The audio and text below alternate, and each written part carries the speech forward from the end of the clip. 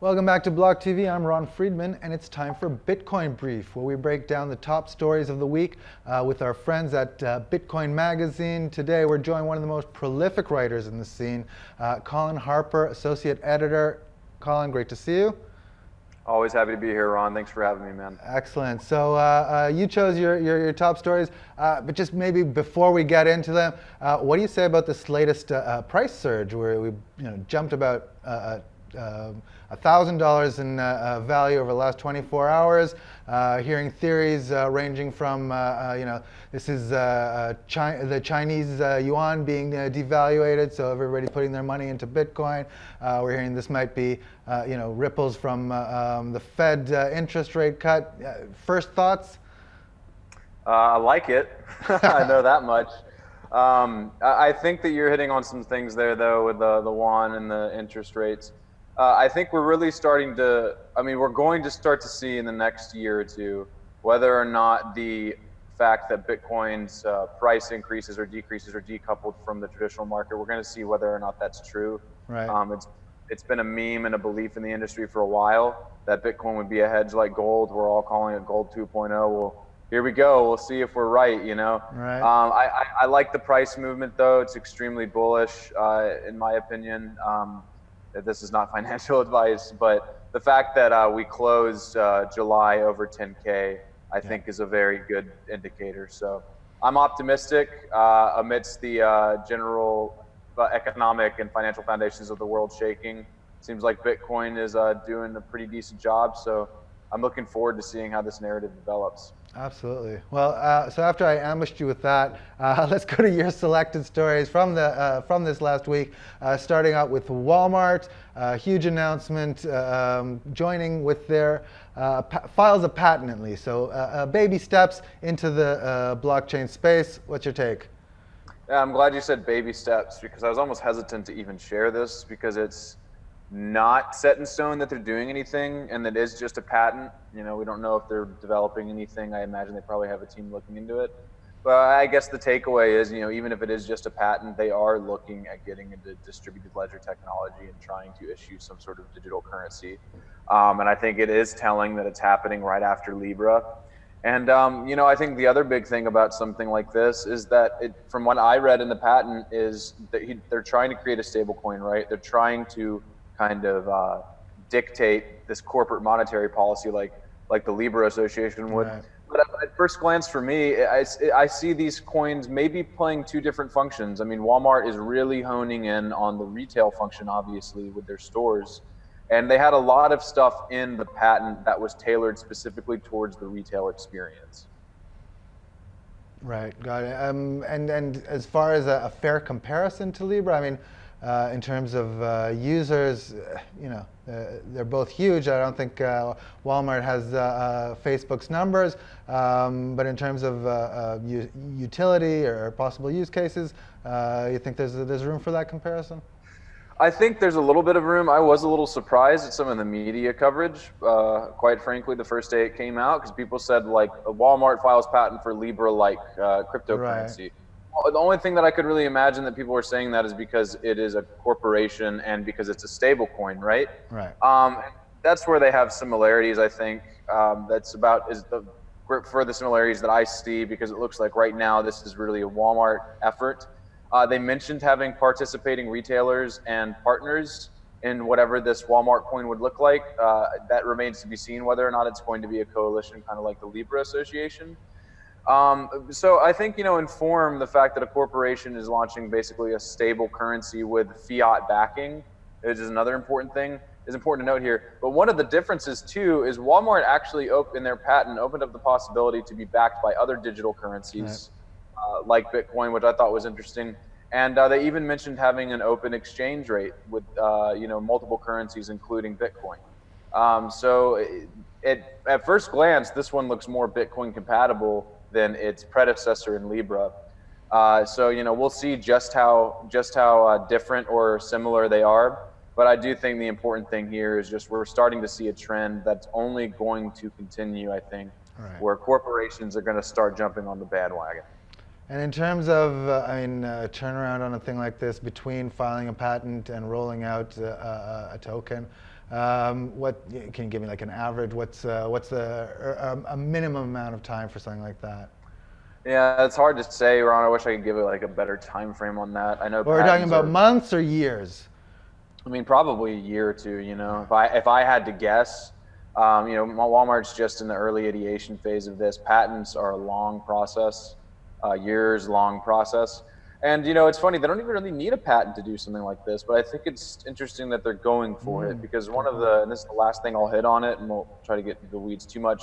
One of the things that I found interesting with it is that they are proposing essentially what they call micro banks, where each retailer basically holds a micro bank account on behalf of their clients and customers. And it looks like this is seems to be at first glance a custodial wallet that you can draw on every time you're in the store.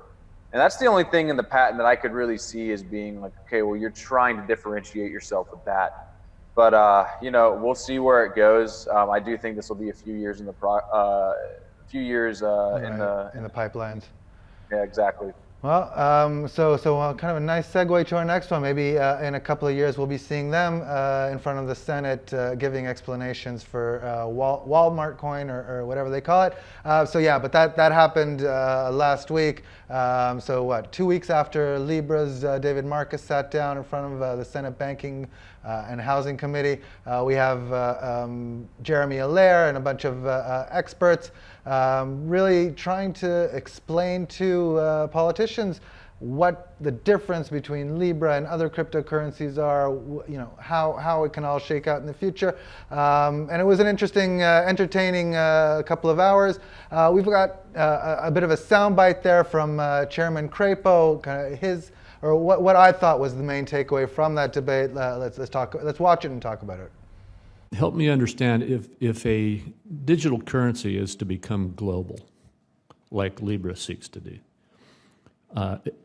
how does it do that? How does it get global acceptance if it faces 190 different countries with different jurisdictional issues and different regulatory systems? And maybe another way to ask my question is, if the United States were to decide, and I'm not saying that it should, but if the United States were to decide we didn't want cryptocurrency to happen in the United States and tried to ban it, I'm pretty confident we couldn't succeed in doing that, because this is a global innovation. But how would a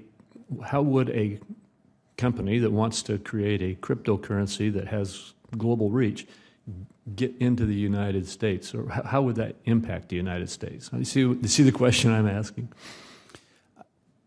I'm happy to take part of that, Senator. I think the challenge that we all face with this is, some of these cryptocurrencies they're literally just a piece of open source software. There's nothing else. It exists on the internet. It's open source software. Anyone can implement it. It runs anywhere the internet runs. Right. So that was just a sample of that discussion, but very curious to hear what you had to think, what you have to say about that. Yeah, so one of our contributors, Kyle Torpy, had an op-ed that he put into Forbes. Basically, I think the headline was, U.S. officials are starting to realize they can't ban Bitcoin or something to that effect. And I mean, obviously, I think that's what we're seeing right here. And Crapo there is echoing the sentiments of some of his congressional peers in the House. They said the House's hearing with Libra was a very bullish one for Bitcoin, where they started saying basically that, where it's like, this is a technology is unstoppable. McHenry there, yeah. Yeah, McHenry, that's who it was. We're saying that. And so regulators are really starting to wake up to what they're dealing with here, the legislators as well. And I think, and Crapo's kind of stumbling to ask the question kind of shows you kind of where they are with it, is that they still trying to figure it out. Yeah, still trying to get their head around it. Yeah, for sure. And that's part of my article was, they're gauging the need for just how far they need to go with these things, and to make sure that they can keep this contained. What do they need to do to make sure that they have a sufficient grasp on this technology, right? That's why I think you're going to start seeing them not go after things like Bitcoin. This is a little bit off topic, but still on topic. You're going to start seeing them go for the exchanges, the wallet providers, like we've already seen. Right. So, and then that's also in line with, the FATF and the guidelines from the G20. I think that's in their mandate. It's just always going to be interesting to see where they land on this and what interests are at play. Reasons for going after Libra are completely different than reasons for going after Bitcoin. And like you said, the exchanges and the different layers of players in the field. It's going to be an interesting, entertaining watch. And so far, it's been good news, or at least good for those covering the news. And last story for today, we've got. From Bitcoin Magazine, Square doubles down Bitcoin revenue in Q2 in 2019. Jack Dorsey, pushing the envelope there, doubling down on crypto, on Bitcoin. Yeah, exactly. And I think there's a kind of two narratives here. Number one is the narrative that we were talking about at the beginning of the show. Bitcoin had that great $1,000 jump over the weekend. Everyone's feeling bullish. There's macroeconomic looming instability. So, the stage seems set, if that meme comes true, that Bitcoin's going to be a hedge for it to perform well in an oncoming global bear market or recession. I think the other, for me, the other narrative here is Square is growing up to be I shouldn't say the only, but Square is growing up to give Coinbase a run for its money. Coinbase for the longest time was the easy place to buy Bitcoin. For so many people in the United States, especially, that's what everyone would recommend. Right. But now everyone that I know following a lot of scandals with Coinbase and just the industry and the space's general malaise with its business practices, everyone I know now is suggesting that people use Square. And this is for the people, not the true cypherpunk, toxic maximalists who are going to go through BISC or use the Blockstream satellite to try to solicit buying or selling from people. Just like the people who are going to be really conscious about where they're buying from. Square is going to be great for onboarding more people, right? And I think that they're really kind of positioning themselves to be a hefty competitor to Coinbase. And I'm really excited to see, how they evolve, what kind of services they're going to offer in the future. And it is going to be nice to have someone give Coinbase a run for their money, I do believe. Sure. And especially if the packaging is friendly, if the user interface is good, no reason why that can't repeat those kind of numbers going forward. And we'll be here to watch them do it. Colin, thank you very much for joining us from Bitcoin Magazine, speaking to us from Nashville today, I believe. It's been great talking to you as always. We'll talk again soon, I'm sure. For the meantime, those of you at home, don't go anywhere. We're going to be right back. More crypto and blockchain news. Don't change the channel.